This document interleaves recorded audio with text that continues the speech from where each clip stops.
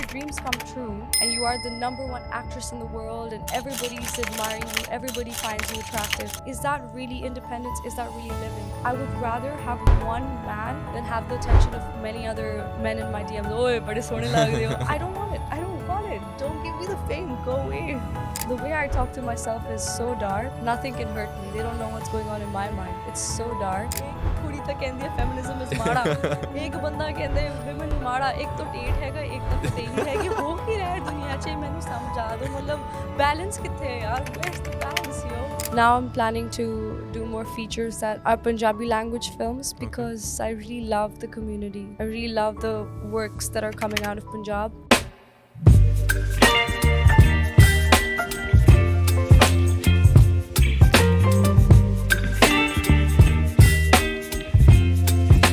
Hi, Aneesha, how are you? I'm good. Always in Chardi Kala. Always in How Chardi are Kala. you? I am also doing very well. Always in Chardi Kala, likewise. Good. Likewise. Thank you so much for joining us today in such heat. You've traveled. I'm pretty grateful for that. Thank you for having me. A pleasure.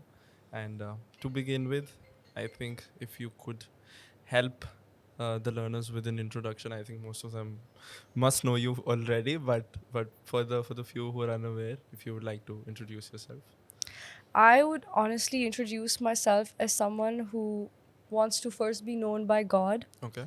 So as long as God knows me, and hopefully through this podcast, through my words, through my actions, then you will know more about me. Yeah. Because what I've done in the past, it doesn't exist right now in this moment. In this moment, I'm Aneesha Madhok, and I think that's all that matters right now. Okay. That's the pretty unique introduction from the last 18 odd episodes that we've had. Wow. But how do you as I look at you as an outsider or as a follower, right? I see multiple facets in your life, like there's dance, there's writing, there's acting, there's also a bit of directing, I believe, that's happened, and some of the other things that I might have missed.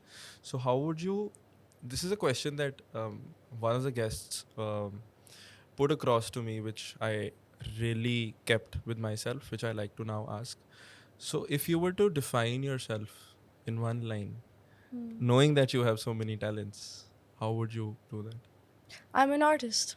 You're an artist, so that encompasses everything. It does. Wonderful. Because in ancient Greece or even in ancient India, let's take for example Pythagoras, who's a mathematician we studied. He was also an artist, a philosopher. And Aristotle was also into physics. He also analyzed plays, theater. So when it comes to dividing an area of life, which is art, we can't really divide art. If you can act, you can write. If you cannot write but you can only act, then you have a lot of introspection to do as to what kind of an artist you are. Okay. Because at the end of the day, if you're an actor for the cinema, you're more subtle, you're feeling the motion rather than expressing it. When you're in theater, you are, your voice modulation is of course higher. And when you're a cinema actor, as you're feeling every emotion, that's what the writer does too, right? He's feeling every emotion, he's living out the reality in his mind. So मैं पंजाबी च कहना चाਹੁੰਦੀ ਆ ਕਿ ਜਿਹੜਾ ਵੀ ਮਤਲਬ ਜੇ ਆਪਣੀ ਮਤਲਬ ਜਜ਼ਬਾਤ ਨੂੰ ਕਲਾਕਾਰੀ ਨਾਲ ਐਕਸਪ੍ਰੈਸ ਕਰ ਸਕਦੇ ਹੋ, ਉਹ ਸਭ ਤੋਂ ਵੱਡੀ ਗੱਲ ਹੁੰਦੀ ਹੈ ਤੇ ਉਹ ਆਰਟਿਸਟ ਹੁੰਦਾ ਹੈ. ਤੁਸੀਂ ਪੱਕੇ ਆਰਟਿਸਟ ਹੋ. ਇੱਕ ਤਾਂ ਮੈਨੂੰ ਤੁਹਾਡੀ ਬੋਲੀ ਬਹੁਤ ਵਧੀਆ ਲੱਗਦੀ ਹੈ. ਮੈਂ ਤੁਹਾਨੂੰ ਪਹਿਲਾਂ ਵੀ ਆਈ ਥਿੰਕ ਇੰਸਟਾਗ੍ਰਾਮ 'ਤੇ ਵੀ ਜਦੋਂ ਮੈਸੇਜ ਕੀਤਾ ਸੀਗਾ that you write, you also define yourself as a multi-linguist, right? I don't know, I think you know 5-6 languages. Yes. Right? And how did that come from? I mean someone like me, I also am happy with the fact that I know 4. Being English, Hindi, Punjabi and Urdu. I know the alphabet from my grandfather. So I know the A, B, C, D, E. I may be able to read in bits and pieces, but can't really say that I'm an expert. Amazing. But how did you come across to be someone who knows so many languages? It happened because of childhood. Okay. So English, Hindi happened because of school, parents. Punjabi, family also. Although we didn't speak as much because we are the Punjabi family that grew up in Delhi. Yeah. Right after partition and so forth. We try to kind of fit in to this new narrative that was given to us of belonging to Delhi. You know, because of the partition, the trauma, you kind of we didn't want to attach ourselves to a piece of land because we'd already been through a lot. So then Spanish happened because of school, and then I worked very hard to study it because I was just so fascinated. And at the same time, my dadi, she taught me Farsi and Urdu. Oh, wow. So that's just how it all happened throughout. And then as I was growing up, because I'm a writer, I like to communicate. Like I think it's a paradox because on one hand I'm pretty introverted, sometimes shy, but when I'm not shy, I'm using all my artistic skills. So I'm never shy on stage. I'm never shy in front of the camera. But I will be shy if I'm in a place where I don't know anyone. So with language, I'm able to express myself in various different ways because my personality changes with each language I speak. It's so funny how. That's true. It's called code switching. Okay. Yeah, I agree with you. ਜਦੋਂ ਮੈਂ ਪੰਜਾਬੀ ਬੋਲਣ ਲੱਗ ਜਾਂਦਾ ਤੇ ਤਾਂ ਫਿਰ ਮੈਂ ਥੋੜੀ ਹੋਰ ਮਤਲਬ ਐਦਾ ਸੀ ਤੁਸੀਂ ਵੀ ਤੁਸੀਂ ਖੁਦ ਬਦਲ ਗਏ ਹੋਰ ਹੱਸੀ ਯੂ ਲਾਈਕ ਲਾਊਡਰ ਹੁਣ ਮਤਲਬ ਯੂ نو ਬੋਡੀ ਲੈਂਗੁਏਜ ਵੀ ਹੋਰ ਵੱਡੀ ਹੋ ਜਾਂਦੀ ਹੈ yeah Farsi che I'm more like I don't know, you tell me, I can't describe myself, but tell me to say something in Farsi, I'll say then. Tell me how are you? Okay, so there's many ways. Salam, khub hasti, chetori. It's like I'm singing a song. So yeah. Interesting. I think how are you in Spanish is ¿Cómo estás? Sí. Español es un idioma muy interesante y puedo hablar en español porque todos los días me gusta pensar en español. So, I didn't understand one. I know, but it's like, you know, the personality, my voice also changed. I feel like when I speak Spanish, there's more passion in my eyes for some reason. It's like, I can understand. From whatever little Spanish I understand is from Narcos. I watched Narcos on Netflix. It's a good show. Yeah. Really well done. Yeah, I think I watched it twice because of that. And whenever there's a little not knowing what to watch, I kind of go back to that. So, but yeah, pretty interesting that. And has that facet always come out? I mean, knowing multiple languages. Since you've also you've been traveling a lot. You were in Kashmir a few days ago, I think, and you've of course been to the US. I think you've traveled a lot globally. Yes, so, how have those experiences become better with knowing multiple languages? You're more empathetic to other people. Okay. It's hard for me to negatively judge someone. I mean, of course, sometimes I do. I'm only human. But you're more empathetic. I'm very tolerant of other people. I'm very forgiving of other people. I don't hold on to people's flaws. And that helps when you know a lot of languages. Okay. Because you understand so many different cultures, so many kinds of people. And I urge everybody to travel. Whether it's in your own country, your own state. For example, let's take Punjab. You have Malwa Punjab. Then you have the Amritsari Punjabi. Just knowing those nuances, knowing different types of people, it really enhances one's soul. The purity of one's soul enhances as you are curious about other people. When you're just within your own, you know, comfort zone, or you're just in your own religion, your own culture, and you think of yourself as the superior race or whatever, I think it's just living life in vanity because you're not pure. You're pure when you surrender to the world that God has given to us, and you come across different types of people, whether it's languages or even reading history. For me, that gives me my sense of purpose to connect the world. How are you so profound? I don't know. It's sometimes the passion takes over, and right now, for example, I think that it was my emotions taking over my words. I don't think before I speak. I feel before I speak. Perhaps that's why. True artist. Thank you. Thank you. Just trying to be as profound, and the way you're orating, you're a great orator, by the way. Thank you. Has somebody ever Yeah, actually 2 people told me that recently. And I was like, how is it that 2 people said the same way to describe me, like orator? Maybe I should take that into consideration and see. You absolutely should. Yeah. And I think your understanding of multiple languages does complement that skill also a lot in some way. Perhaps, yeah. And sometimes I just fall short of words sometimes, you know. Sometimes silence speaks louder than words. It screams louder than an actual scream. Sometimes silence has so much, and I really do catch on to the silences when people very close to me are silent and in their own introspective ways. They don't even have to tell me how they're feeling. I already know. So I think a lot is sometimes non-verbal. So sometimes knowing that I know 5 languages, it's again a paradox because I have no words to say sometimes. I just know, just feel. Interesting. But as you said, कि वो silence भी मतलब says a lot, and I think you mentioned also somewhere that probably an artist has a better understanding of what's going around in somebody else's mind when you're an artist. You probably have a better understanding that way. I mean, I don't know. Thank you for saying that. It makes me so happy that you said that because we're living in a country with an industry that has art, the biggest industry of art. Yeah. And most of the artists that I have seen from my own eyes are self-absorbed. That's not art. An artist is supposed to live outside his or herself and see other people. The job of an artist is, of course, to entertain people. But what impact are you bringing in your life? It's just so sad for me to see, being an artist myself, being an actor myself, having done a Hollywood film myself, I still feel like we don't deserve the attention that actors get. And I genuinely don't want it. That's why I stay away from it. I don't live in Bombay. I live in New Delhi with my family.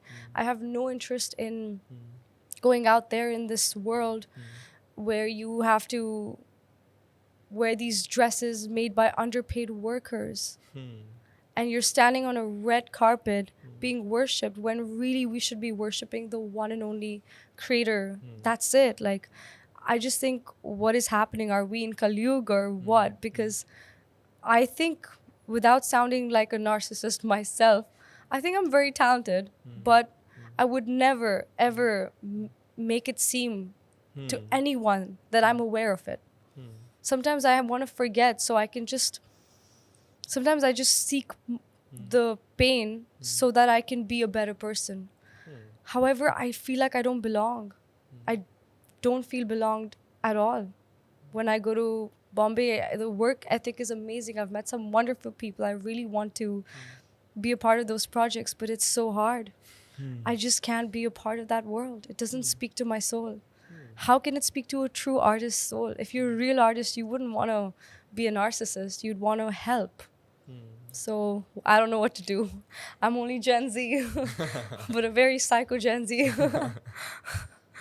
When you say you seek pain, what do you mean by that? Seeking pain is like acknowledging your dark side. We all have one.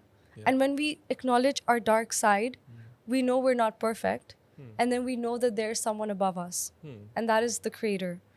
The minute I start to think that, oh, there's nothing negative, I feel no pain, I'm always happy, then you don't need God. Then go chill. Don't take his name. I don't know. It's just when you acknowledge your dark side, no, you understand life in reality. You're not in a fool's paradise. Then with that skill, you're able to help make a difference. Because I've said this before and I'll say it again, you have to pay rent for your time on earth. What is your rent? In the sense that My the rent? rent that you're paying. Giving you the gyan right now is a very good rent I'm doing. Interesting. I saw a reel today morning. Although I need to stop watching too many reels, honestly. But I saw a reel where Jim Carrey mentioned that while you're here, I mean, of course, the words are here and there, that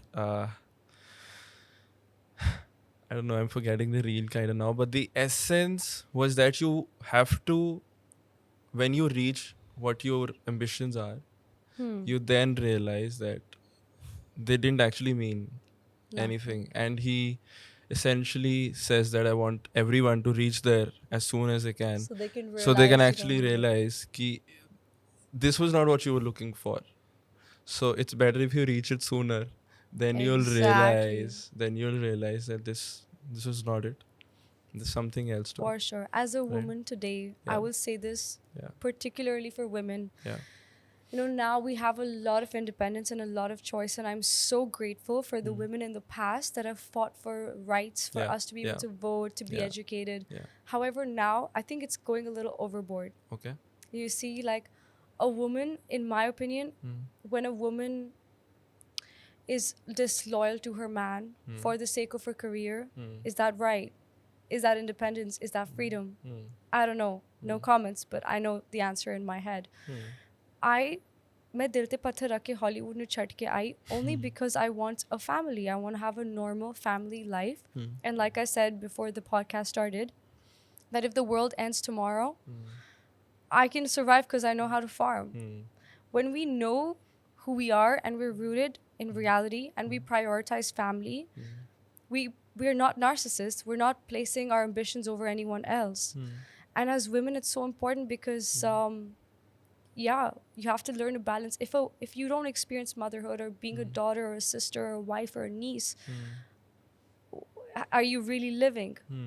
So if your dreams come true and you are the number one actress in the world and everybody's admiring you, everybody finds you attractive, is that really independence? Is that really living? I don't know. I would rather have one man than have the attention of many other men in my DMs. Oh, bade sone lag rahe ho. I don't want it. I just want one. That's it. I'm not even gonna try to be like the hot, cute actors. I want everyone to look at me like a mother. How they look at their mom, look at me. Don't even look at me like a sister. Look at me like a mom because I'm here to nurture the world, Mother Earth. I'm trying to be in sync with Mother Earth. Yo, that's what's up. So that's literally why I'm not attracted to that glitz and glamour. If I want it, I could have it tomorrow, any day. There's people waiting and I just have to call them back. But I'm not going to do it. There's no way. And the funny thing is, the more I don't want them, the more they want me. Sure. How ironic. I don't want it. Don't give me the fame. Go away. It's weird. But then why is you've realized that, right? You've had experiences. You've been, as you said, you know, I'm an overthinker. That's all it is. I just see 10 steps ahead. I'm like, because I'm seeing that this fame and this whole like glitz and glamour, there's got to be a downside to it because everything's a paradox. Everything has duality. It can't seem perfect. So what's the downside of that? So I analyzed it. Then I saw what's the downside of living a low-key life but having family. The downside is you're not getting that independence and that attention and feeling accomplished. And so it's a choice. So I'm not saying that if you choose to be a single woman and like getting all that glitz and glamour, that's not wrong. For some, that is the right choice. But for me, it's not. So it just depends on the person. There's really no right or wrong, and I'm no one to say or I'm no one to judge because, again, I'm being judged. Sure. So that's it. I hope that answered the question you were about to ask me. It's like, I just knew you were going to ask me. You got, I just heard you. You truly did. But as you say that it's been a little overboard, right? You do... I mean, I agree with you, right? But probably, why do you think that's happening? Why do you think it's going overboard? Why are not people realizing what you've realized? That it's probably the way you think it is, but why are not people realizing it? I think it's going overboard because that's the sheep mentality. When you're really awakened, I believe, you're balanced. You're not extreme in any form. Being a fanatic or not believing in the creator at all, that's just like what happened to being in the middle, what happened to balancing your thought process. For example, this is not me, this is Aristotle. I read this from the Nicomachean Ethics. He said it's very important to feel every emotion. As long as it's a medium, as long as it's a 5 out of 10. For example, if you feel anger and you feel a 9 out of 10 anger, that's destructive. If you feel a 2 out of 10 anger, that's coward. You're not doing anything about it. People are going to walk over you. So when you keep your range of emotions, your thoughts, your ideologies a 5 out of 10 and try to keep it a medium, you're balanced. And that's how it should be. When it comes to even feminism, we have to have a balanced approach where we have to also acknowledge the pains of a man.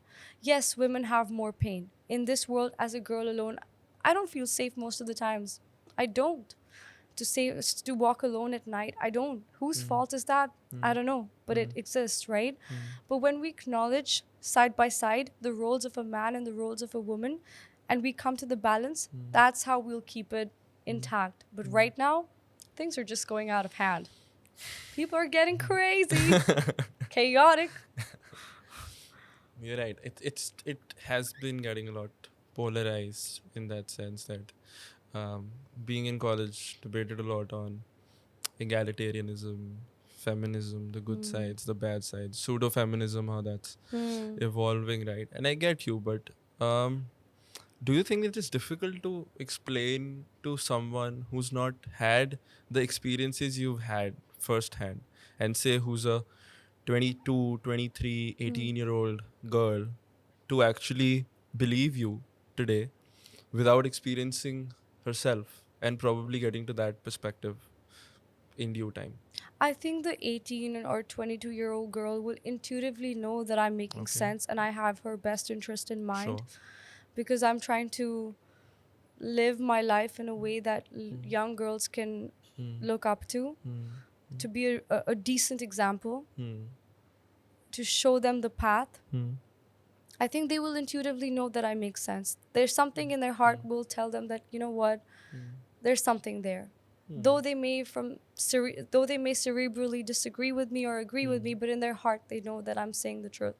Because when you're preaching love and balance and peace, you can't be wrong. You can't be on the wrong side. Yeah. A lot of experiences in the US shaped this perspective, or do you think you were the same I think I kid? was the same. Yeah. I was a new student in 11th grade in this school. Yeah. And I started this dance Dance club, yeah. And these little girls used to really look up to me and be like, I want to dance just like you, Aneesha Didi. And I still remember they used to come outside of my class and wave at me. It was so cute because you don't have phones then. Yeah. So who are they going to look up to? Yeah. You can't scroll on Instagram. We had Facebook. So I think that's when it came to me that, okay, listen, Aneesha, I was only 15, but I was already acting like a mother and an older sister to these girls younger than me, as young as 13 or 5 or 6. So since the age of 15, I've always had this sense of purpose that, oh, I want to be like a mom to everyone. That's where it comes from. That's where it came from. Interesting. How are you someone who always takes initiative? You also started the stand-up comedy club at USC. At USC, yeah. And you start this dance club there. How do you think that personality of taking initiative comes from? Chak de fate, na padi ke That's the liye, Punjabi subah instinct. zala sham nu dilli, yeah. Because it's like, I don't want to follow. I want to create something. It speaks to me. It's my soul that speaks to me. You know, in this physical reality, I feel the energy of something inside my physical body telling me to do this, and I just do it. And I'm no one great. I'm just doing what I've been told. I'm gonna fulfill my purpose, and then hopefully, you know, Goodbye. yeah, in a nice way. You know, the only known truth in life is death. Yeah. We don't know what's going to happen tomorrow. We don't know who we're going to marry tomorrow. Yeah. Or we don't know anything, but we know for sure everybody's going to die someday. So will anything even matter when we know that everybody's going to die someday? So you might as well take that initiative. You might as well do what you want to do. If you want to do a normal 9 to 5, that's excellent, because that's stability. Knowing every day you're going to have food to eat. I think that's also excellent. In this day and age of everybody trying to have a startup, I applaud the people that are finding stability and providing for their families. So when you know that death is the only truth, you'll do whatever it takes to live this life in your own way without anybody telling you, not even me. Don't listen to me. Scroll. But you won't, because you want to know what's up. Reverso, psychological. Damn. That's a good interpretation of Nietzsche's nihilism or nihilism. I don't know what the pronunciation is. Ooh. Have you heard about it? Yeah. You put a good perspective to that, in the sense कि Nietzsche कह रहा है कि कुछ matter नहीं करता long run में, है ना? और you're actually drawing inspiration out of it, that when nothing at the end matters, death is the only truth. you're actually being more carefree Yeah. in what you You're want to do. actually living. Yeah. Like, that answers the question you asked me, Yeah. that why do I seek pain? Yeah. Why do I seek to do the shadow work and acknowledge my flaws before my strength?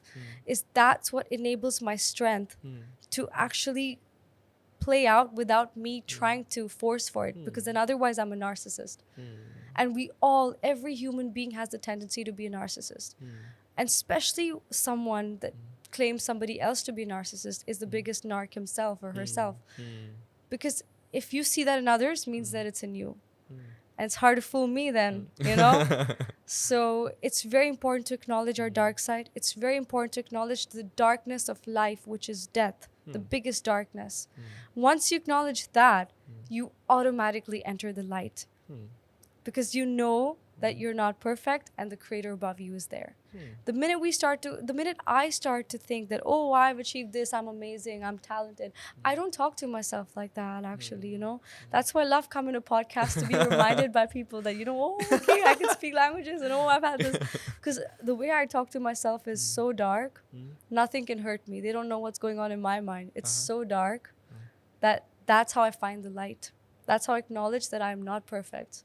And that's why I'm able to bow down in the Gurdwara or any church, temple, whatever. I'm able to bow down before the creator, before the universe, because I'm absolutely nothing.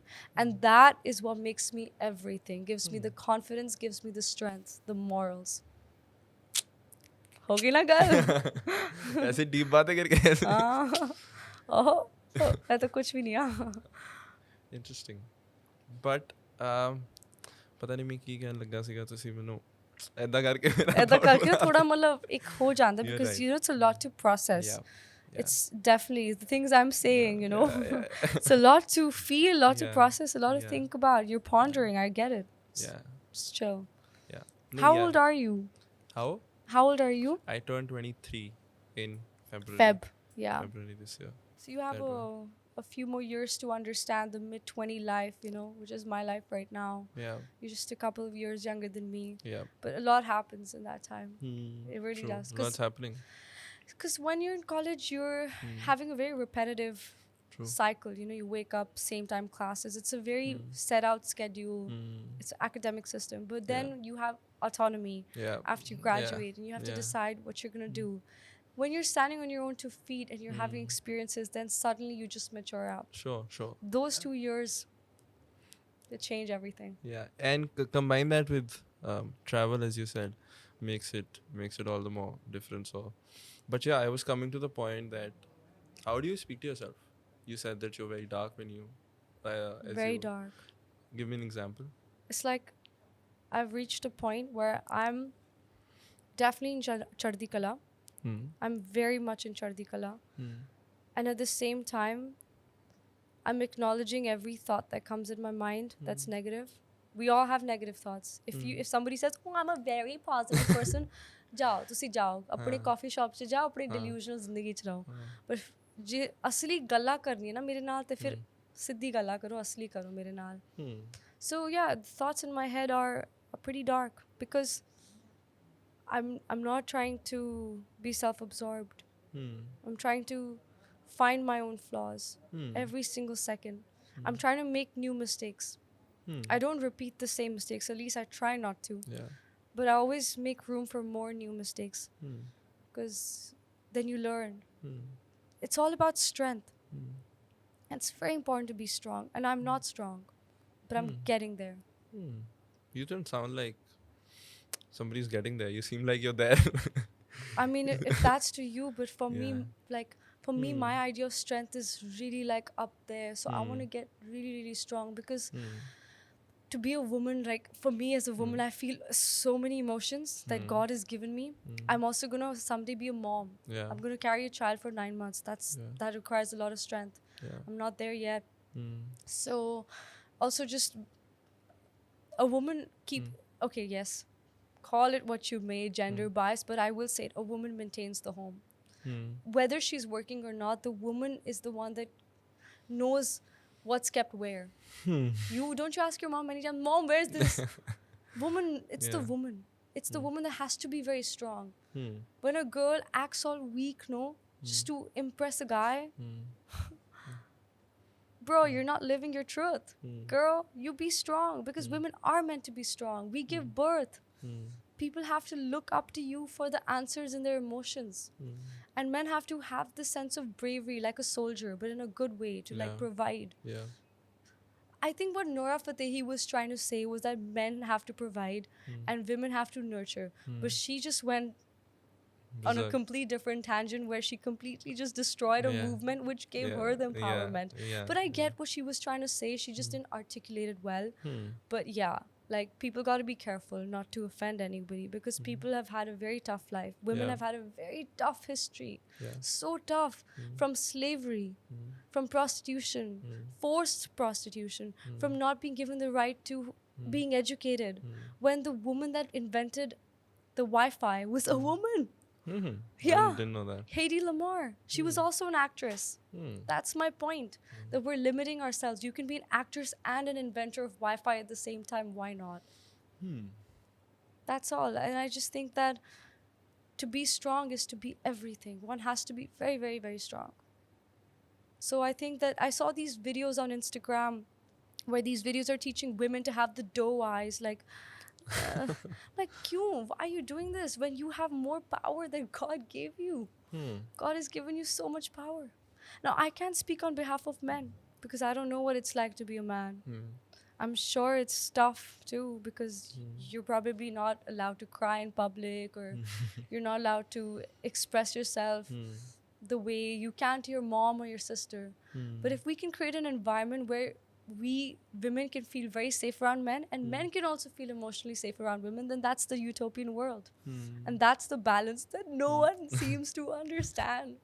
एक कुड़ी तो कहंदी है feminism is माड़ा, एक बंदा कहंदा है women माड़ा, एक तो टेट हैगा, एक तो फतेही है, कि हो की रहा है दुनिया च, मैनू समझा दो, मतलब balance किथे है यार? Where's the balance, yo?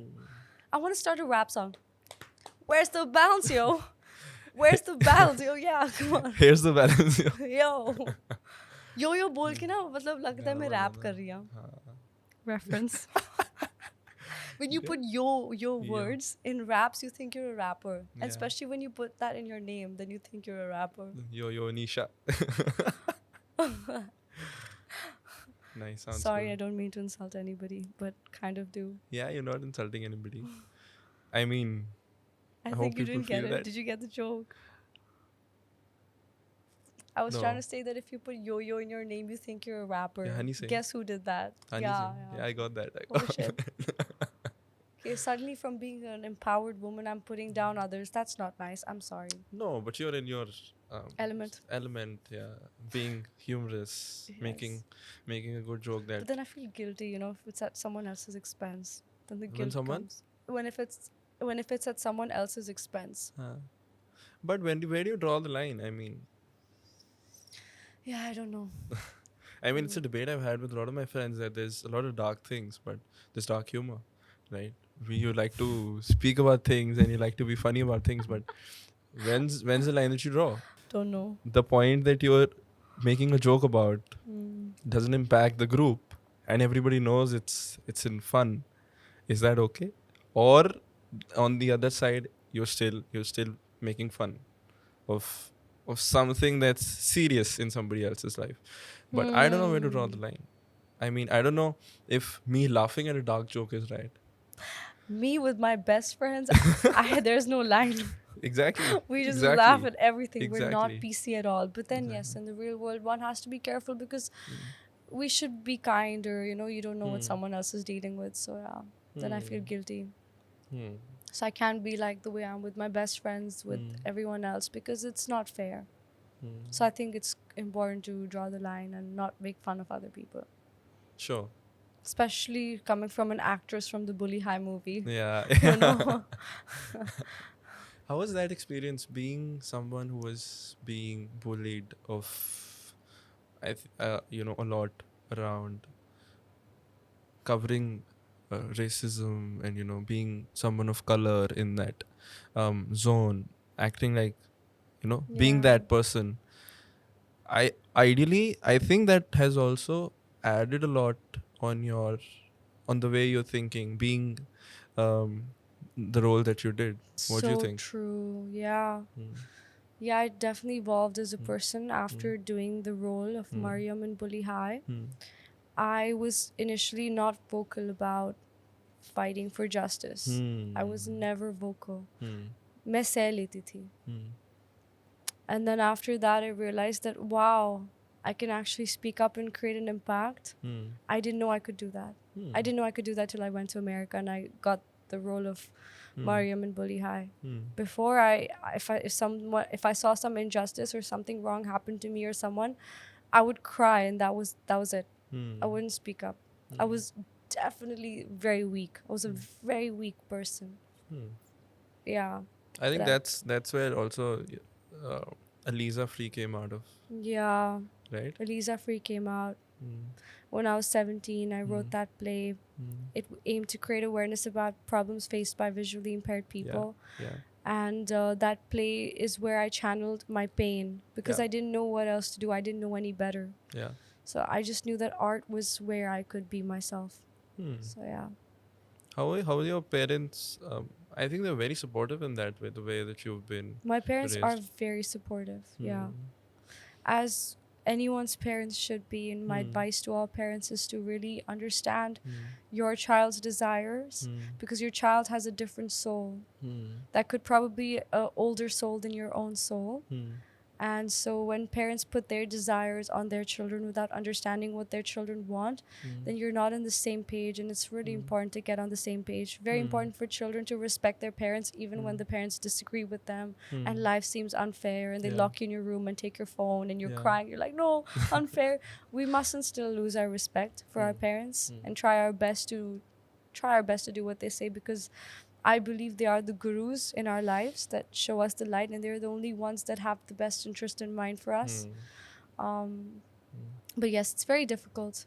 I've had so many disagreements with my mom, actually. That doesn't change the fact that I love her and respect her. Sure. And these have been significant disagreements that you're talking about?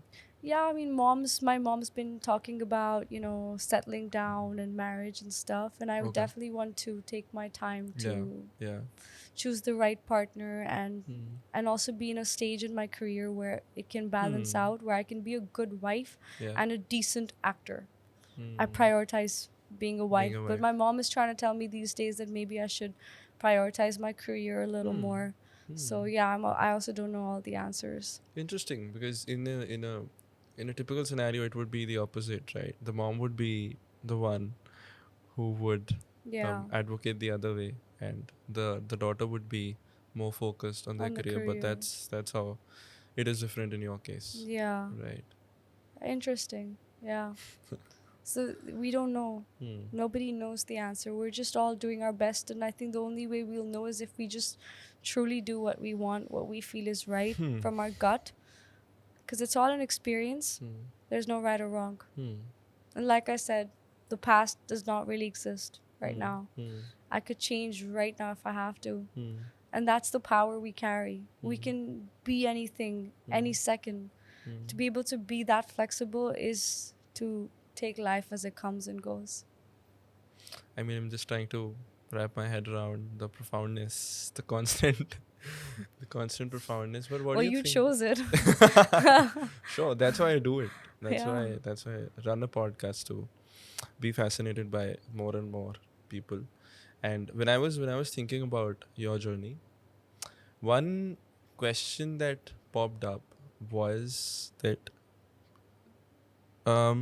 being a kid who's exploring, not very clear about what they want to do, but they have an interest pertaining to performing arts, right? Be it dance, like you've covered a lot of them, right? Be it acting, or they want to go to an artistic field, they do have that calling.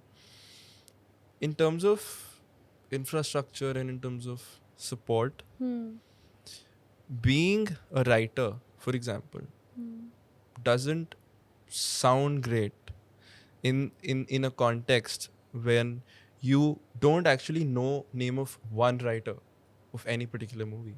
They're not known, right? And I am assuming they don't make as much as actors do, as much as directors do, as much as singers do. So when it's not economically great, seemingly. I mean, I will ask you to enlighten me. I mean, I don't know how to say if my younger sister or if my younger brother wants to be a writer. I don't know what suggestion to give to him because I'm not sure about how economically they will turn out, right? Given they're on themselves, right? In that case, what do you think? How do you think are we, matlab, in a situation sitting in India? How do you think can a child take up So how art? can a child take up Take up art, writing as a yeah. profession when there is no Seemingly, recognition? yeah. For example, you mentioned there's no names of writers that Yeah. come in the movies, Yeah, and there's not much money in it. yeah. It's a choice we make with our career. What is our passion and Hmm. what gives us practicality? Hmm. People who choose practicality over their passion seem happy, but there's always that what if I chose my passion? And people who choose their passion over earning money always have that question, what if I just give up my passion and take up a practical job that gives us stability? That's the catch 22 of life. You can't have it all. It's about making choices. Whether it's making a choice in your career or making a choice in a person. Do you want to be in a stable home with a stable family, but you don't love the person? Or do you want to marry someone you love, but there's no practicality in your marriage? Do you want to be a writer and live fulfillingly and not worry about the fact that you're poor and broke? Or you want to take up a job in finance and lose yourself, lose your soul, but at least be able to provide for your family? It's a choice. And that choice depends on the person, which they have to get to know themselves. What do they prioritize? Life is all about choices, and there's no right or wrong, but never live in regret is what I would say. But honestly speaking, it's, I mean, that's the idea. What you just mentioned is Sabko the way. sab nahi milta. Sabko sab nahi milta. True. But as a promoter of art, or someone who would like people to take up art, right? See the way you've turned out. You're advocating, right? You creating an impact the way you're doing. Thank you. And I don't. It's just the idea is to make that more viable for people to pick up. Absolutely. And that's what I am doing right now. I'm leading by example that you can be an artist and respected and have a stable income without sacrificing your dignity and respect. That's what I'm doing. As a woman, I would never, ever look anyone in the eye that demands anything else but my art from me. I will walk out. No one has ever dared to ask me the questions that some women have claimed to be asked. So it's about creating your own path, and that's what I'm doing right now, so that I can actually answer the questions through my actions and not my words. I'm trying to create a really respectable path with the use of AI, with the use of engineers that I've met. Okay. And we're going to create a viable form of art where anybody with passion can perform and make a living. So I believe that when your project or anything that you're about to do, one shouldn't talk about it until it's done, because when you talk about it, then you psychologically feel like it's done. So it's really important to just do and speak less and just focus on doing. A lot of people ask me, in parties and lunches, Beta, what are you doing? I'm like, nothing. Nothing, auntie. And then I have this look in my eye, like, I'm doing nothing. That's how it should be. No one should know what I'm up to. And then boom, and the news. Or not. At least I'm doing something, but it's in the keeps. They say, when you have a candle and you're firing the flame, you have to protect it for it to rise. Oh, wow. It's so important. That's an Egyptian saying, actually. That's a good It's analogy. so important to just do, just be, make your choices, and live in no regrets. Life is so much simpler.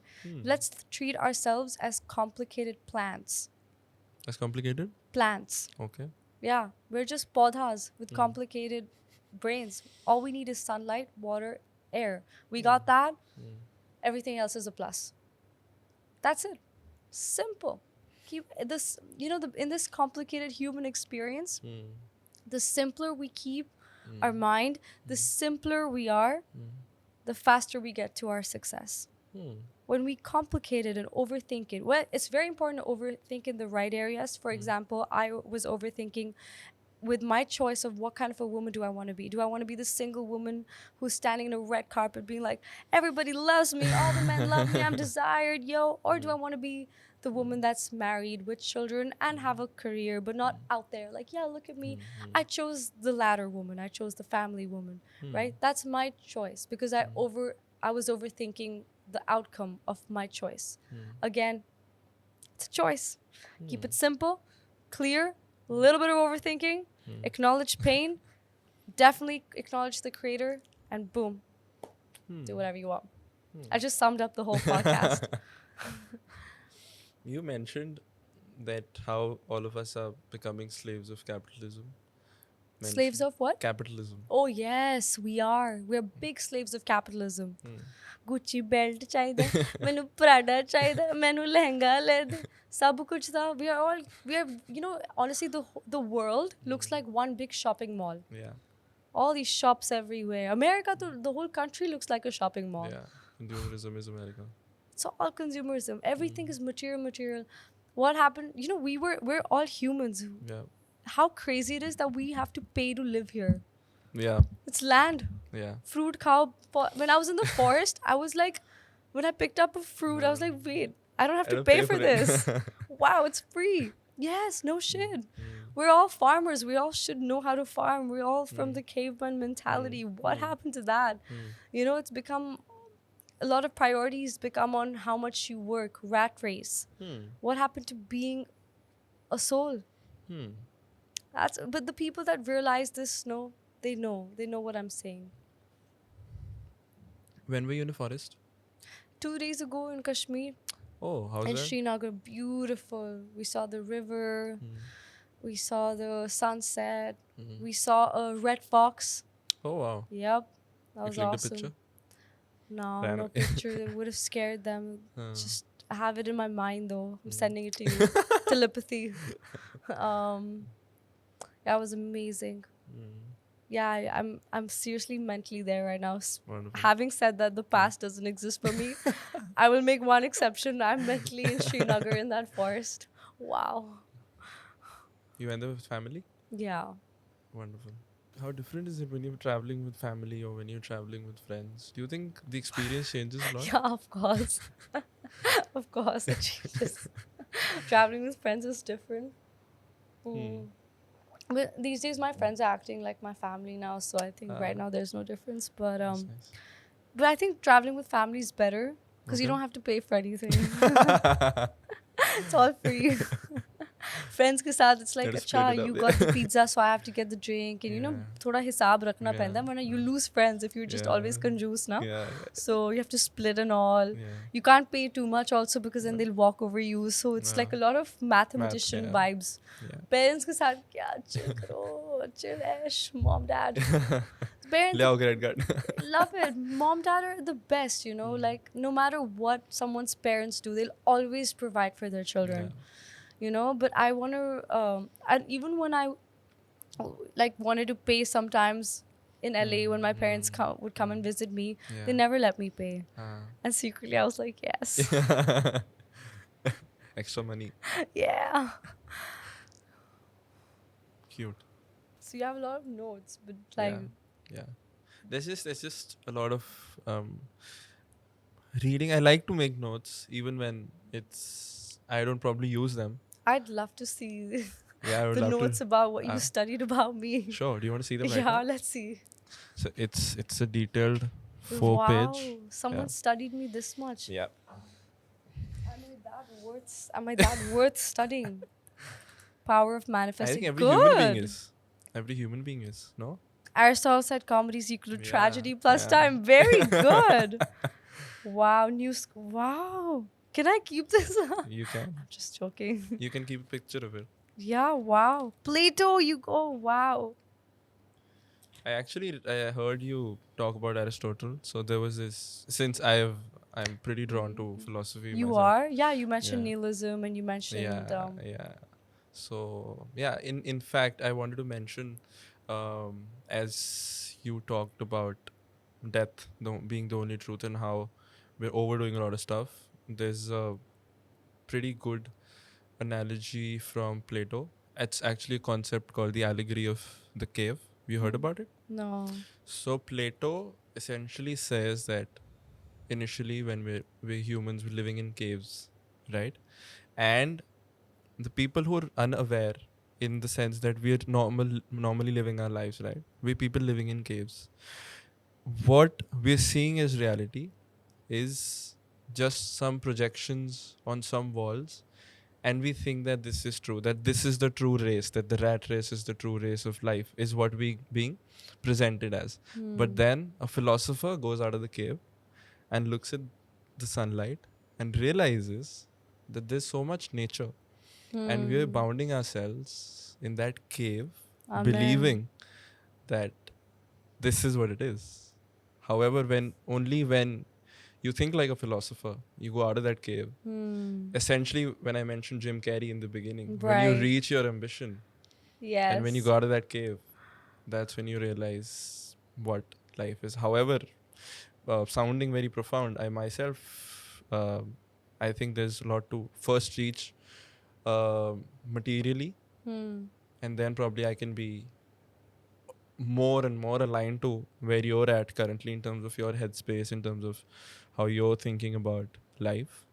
Because I don't know.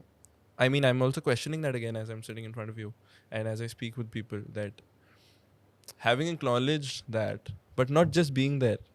I've particularly not, say, seen the success that I want to right now, but hearing from people who've seen that, and then they're telling me that it's actually not it. So should I actually care about the material success that I want to get? That's your truth. That's your choice. That's all you. There's a lot of people in the world that have not cared about their material success. I can give you one very beautiful example of somebody very close to me, Mr. Muzaffar Ali. He directed Umrao Jan with Rekha. Oh wow. Yes. He directed also a movie with Smita Patil. He's a legend. He's from the royal family of Lucknow. Oh. And he directed the play Ananda, in which I was starring. I played the role of Chumki, who was a seductress. It definitely had a little Umrao Jan vibe, but in my own way. The outfits, the costumes were all different. Having worked with Mr. Muzaffar Ali, I realized that this soul, this beautiful soul on earth, cares only about passion, cares only about poetry. Every single day that he wakes up in the morning, he paints. He paints. Yes. He lives very close to my house, and his daughter is a really good friend of mine. She's like my sister. And every time I go to their home, I always see art. He's so into Rumi poetry. And we definitely connected with our love for Persian poetry, and he has given everything to his passion. He never walks around thinking he's the Nawab of Lucknow or he made Umrao Jan. He's in a surrendered state of love. And watching him living this reality appeals to me. So there's a lot of people who have only given to their passion, and success has come to them. So maybe try focusing more on what makes you happy and what ignites the fire in your soul, and automatically success will come to you. So you are in this new age where a lot of people have gotten success with very unorthodox paths. People are doing random things and they're blowing up.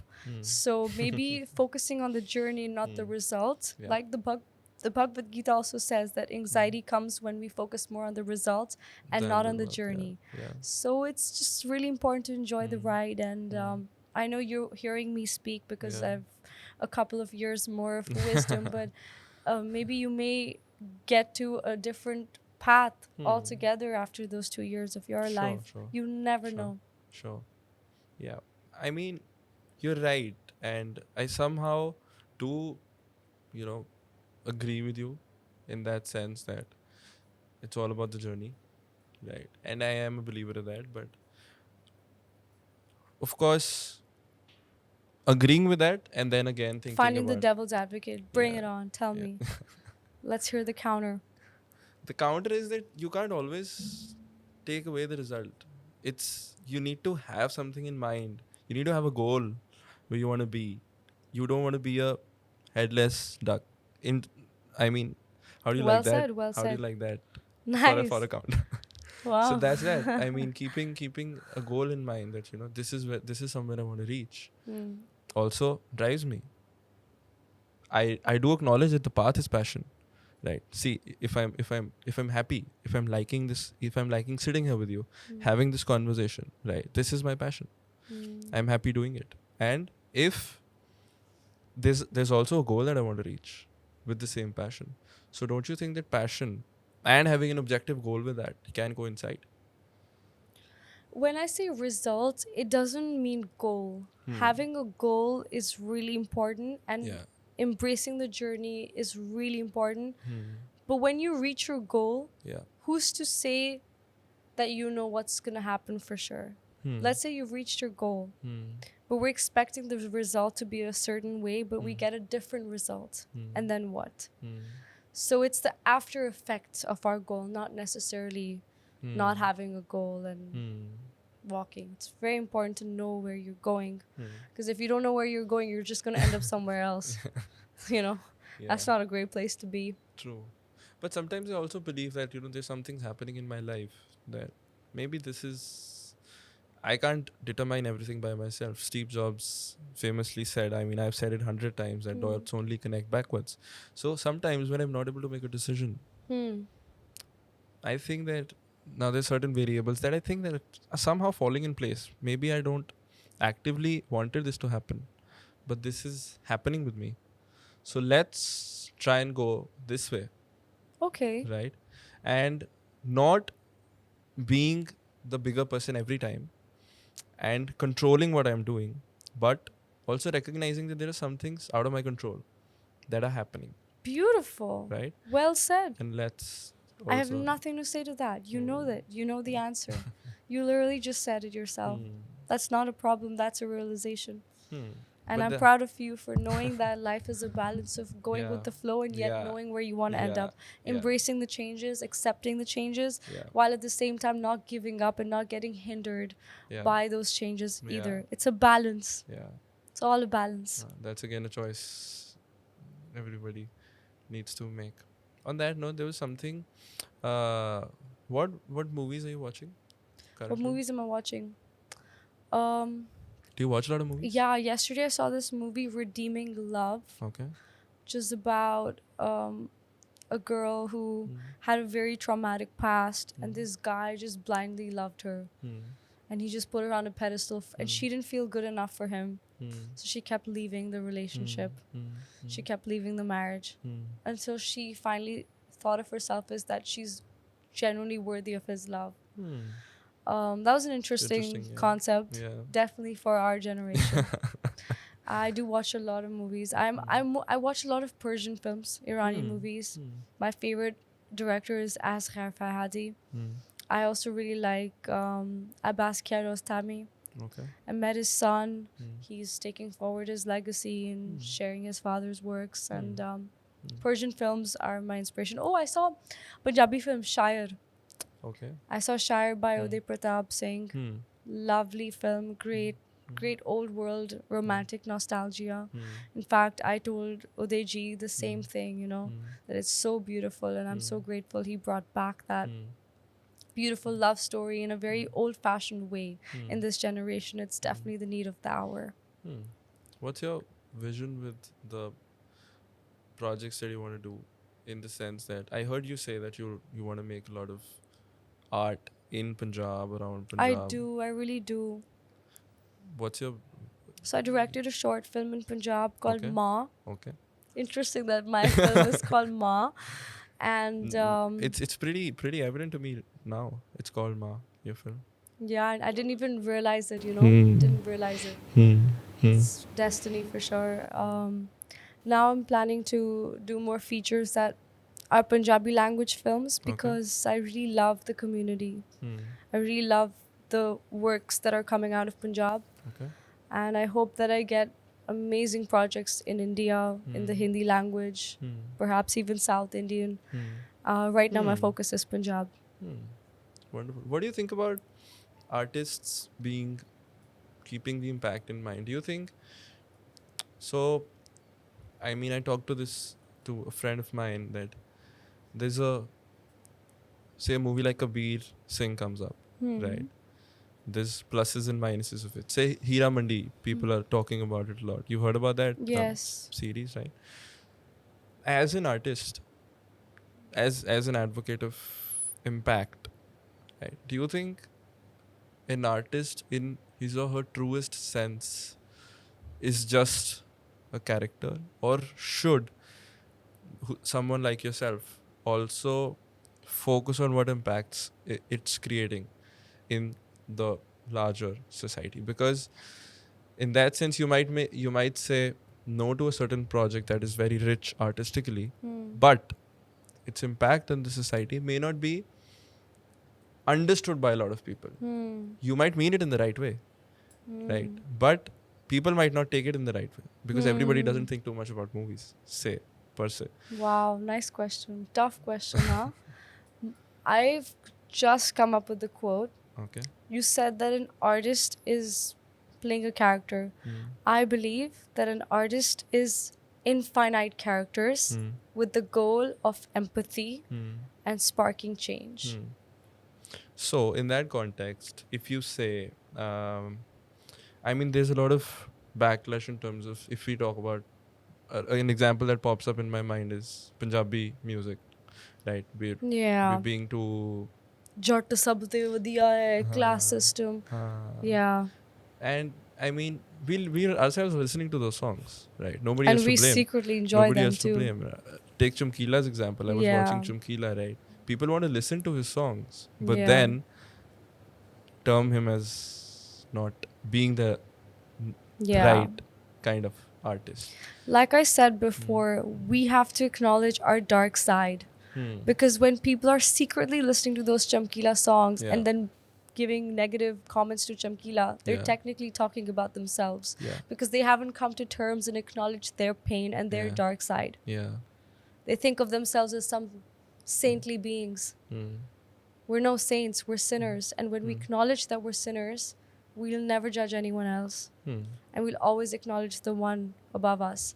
Those people are sheep mentality and they have a lot of spiritual work to do. And see, me judging them makes me feel like I'm a saintly person. I'm not. I'm a sinner. I just sinned right now. Judging the people judging, that's also a sin.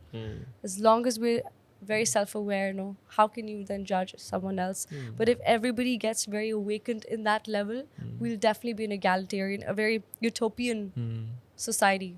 We don't have that. I don't think we'll ever reach it though.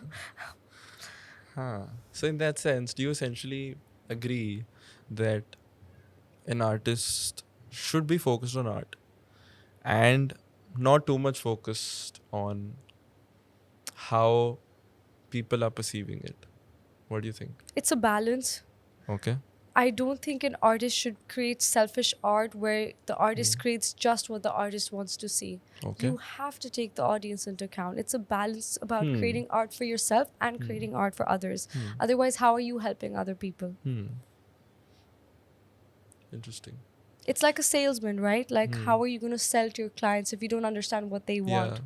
If you say, मैं ये ना साबुन use करती हूँ, मैं use करती हूँ. So how will you buy? You have to be like, अच्छा, आपकी skin problem है. You have to understand the audience. ये क्या चाहिए? Wow, मैं तो sales पे भी अब advice they the. Wow. It's human behavior essentially. Like, you need to absolutely understand the other person if they actually want to consume what you're making, right? And actually, however, I mean, it's always going to be in the gray area that what do you do? It's all a balance. That's the idea, is always seek a 5 out of 10 in every question that you have for yourself regarding emotions, decisions, practicality, logic, relationships. Always seek a 5 out of 10 in your being.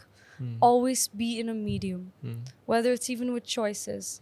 Like even for an artist, it's a balance of creating art for yourself and for others. Or even for someone in finance, it's a balance. Everything's gotta be as balanced as possible. Then when we are balanced, we won't need lawyers. Yeah, again, utopian Vision. But yeah, the vision should be that, right? Only then you'll be 50% close to that, but you'll be 150x better than where you at. So aim for that. Nice. And I see if you as someone who's supremely secular in the sense that you've so many cultures you've Yeah. understood, you've experienced, you've met people. Right, you Yes. talk about the Guru Granth Sahib, you also talk about Bhagavad Gita, right? You also just explain what a sinner is, and Yeah, right, Christianity, the right, Bible. right, Yeah, that's the first thing in yeah, the Bible before yeah, they prayed Jesus. yeah. So what are And the the Torah and also the Quran. precisely? My point being that having experienced so many cultures, do you think they're very different? Still, Yeah. they are. And help me with some learnings that you've picked in Hmm. from different cultures or different religions, so to say, that you've imbibed. From Hinduism, Hmm. I've picked surrendering. Okay. From Sikhism, Hmm. I've picked Chardi Kala Hmm. and discipline Hmm. and seva. Yeah. From Christianity, I've picked that we're sinners and we're Yeah. not meant to judge. Okay. From the Hebrew Bible, the Torah, Hmm. I've picked that God is always above you. Hmm. And I've also picked the value of family. Hmm. From Islam, I've picked my appreciation for modesty. Hmm. And yeah, I really appreciate how they have a discipline of praying to God 5 times a day. So all these religions have helped me understand different kinds of people, and I can vibe with anyone if I have to. Even if I don't like someone, I could still vibe with them because I can understand where they come from. I don't have to like them, but I can still understand them and their perspective. And that way it makes me feel like I am truly living. Damn. On a larger picture, I understand if you're someone who holds their moral values very highly, right? In terms of this is something that I do, this is something that I don't do. As someone like you, as an artist, what factors affect what projects you say yes or no to? Lots of factors. That's where I overthink about decisions. For example, Decoupled was the Netflix show that I did. It was a very small role. It was just a guest appearance with R. Madhavan. But my mom said, "No, don't do it. You're a Hollywood star, girl." I was like, "No, I'm gonna do this. It's a very good project." And I'm glad that I did it. I'm so glad. So it depends on, for me specifically, the story structure, how well it's written. That's the most important. Who's directing it? Who are the people I'm gonna work with? Who are my co-actors? These things define it. That's why I'm creating my own project, because I do care about the Everything. piece of the set. I care about the environment. I care about the people. I care about good art.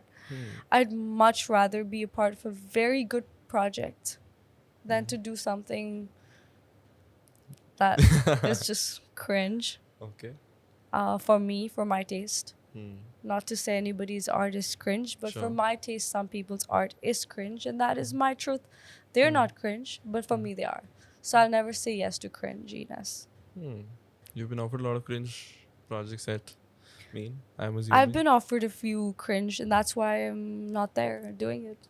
That's why I'm doing a podcast right now talking about cringiness. Had I taken it, I'd be busy on the set shooting for that project. But True. I'm talking about the fact that But सबकी अपनी मजबूरी होती है कभी कभार, आपके पास वो luxury नहीं होता कि मैं येस बोल सकती हूँ, नो बोल सकती हूँ प्रोजेक्ट्स को, बिकॉज कुछ लोगों की मजबूरी है कि उनको लेना पड़ता है, बिकॉज वो घर छोड़ के एक्टिंग करते हैं, and then they have to take anything that they gate.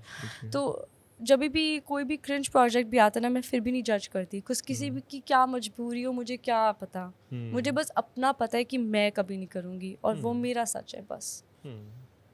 As an artist, as a person of cinema, if I could call you, how do you critique a movie? The way I critique a movie is I want to be on the team of the film. I want to appreciate everything. I never critique it from a negative point of view. I always appreciate the positives. There's so much to learn from every film. I don't think I can negatively critique any film. Okay. There's always something to learn. So when I critique, I always critique from a point of view of what can I learn from this? There's always something to learn. Even if I know something and I see it reflected, it's just a good practice for me to recognize it. So that's the kind of critique I'm. I'm a very easy critique girl. I just said that I find some movies cringe from my Yeah, taste yeah. if I'm in it. But I'm sure I would find something that I would like. I still wouldn't want to be a part of it, but I can still appreciate the film. But for me to be a part of any film, it's gonna have to appeal to all my senses. I went to University of Southern California. It's the #1 film school in the world. Yeah. And I'm carrying the knowledge of like 50 professors in this head of mine. Yeah. And Yeah. I'm reading a script as to how they would read it and Yeah. how I would read it. Yeah. So when it appeals to that, Yeah. that mind and heart, then it's a full yes. Then it's like, and I can't wait. There's one project that I just cannot wait for it to start. I Okay. can't talk about it, but I'm just so excited that like I'm just very excited. That is a film that ignites the passion of my soul. And I don't care how it does. I think it's going to do really well. Wonderful. Thank you. It sees, people can see it in your eyes. Oh, you're they very- can? Yeah. They Yeah. No, I loved it. I love my co-actor too. Amazing, awesome. So we'll have to hear about that more when that comes out. Yes. Right. And is that coming out pretty soon? Or still some time? Still some time. Still some Next time. year. Next year. Yeah. Sure. So hopefully by August, 25. yeah, you'll hear it and everything. August 2024, you'll definitely hear about it. Okay. So wonderful. Wishing you the best for that. Thank you. I think as we move towards a wrap to the closure of the conversation, although I do understand that Aneesha is someone who doesn't overthink a lot, she does, but not a lot in terms of what she's doing in terms of a career. You're pretty sorted that way, right? But in terms of the impact that you want to have, right? As you mentioned, little girls coming up to you when you start their dance club, right? In terms of that impact, do you have a particular goal or a particular dream project in mind which you would want to be, pretty known by, that, this is something that Aneesha started or had an impact? If nothing else was a bottleneck. There is. What? There is. There is. And I would only say stay tuned for my actions to speak louder than the words. As you said. For my passion to translate into actual actions, to be able to empower your own being and your own soul to feel the passion. That's my goal, is not to get applauded, but to inspire you so you can do better than me. That's my goal for the world. And you're working on it. Yes, I want to give more than I receive. Wonderful. So I hope that I again wish you all the more successes. Thank you very much. I wish you all the more success. I know you have a great, bright future ahead of you. Thank you. You're doing so well. I'm so proud of you that you're independent and you're living out here in New Delhi, being from Ludhiana. You've studied, you're graduated, now you're doing your passion. And with the questions that you're asking me, I can tell that you are a very introspective person and you are trying your best to get to the truth. Yeah. May you be on that path and may you stay blessed. Thank you so much. Means the world. I think this compliment means the world to me. Whenever somebody says or applauds the question that I am asking, I think it makes my day, because I've in my debating days, right, I was complimented on specifically on the questions that I was asking. And I heard Sushant Singh Rajput in a reel where he said that people who do very well, one, there's an expert who knows the right answer to everything. And he compared that with the child, the most curious mind that's there. So he's like, the people who make the difference are the mix, who have an expertise in something that they're building, that they're working on, and that derives out of their curiosity. And the intent of asking questions that nobody's asking. Amazing. So I am thankful for that. Meeting you, I know the future of this country is bright. I'm expecting a lot of great big things out of you. Because as you're questioning life and you're finding the truth, you'll be finding the answers along the way on behalf of a lot of other people. Yeah. And I'm genuinely excited to see you in your journey as well. Damn, thank you so much. Means a lot. And people, I didn't ask her to say that. She genuinely means that, right? Yeah, he didn't pay me. But like, obviously I'm going to charge him for saying that. Surely. When time passes, definitely. But thank you so much for being here. I think that'll be a wrap. Thank you so much, people, for Thank you so much for for staying till having the me. end. And yeah, I mean, if you're not already following her art on Instagram and everywhere else, please do. And you can also leave a comment as to what you liked, what you didn't like. And yeah, we'll be there with another episode soon. Thank you. Bye bye.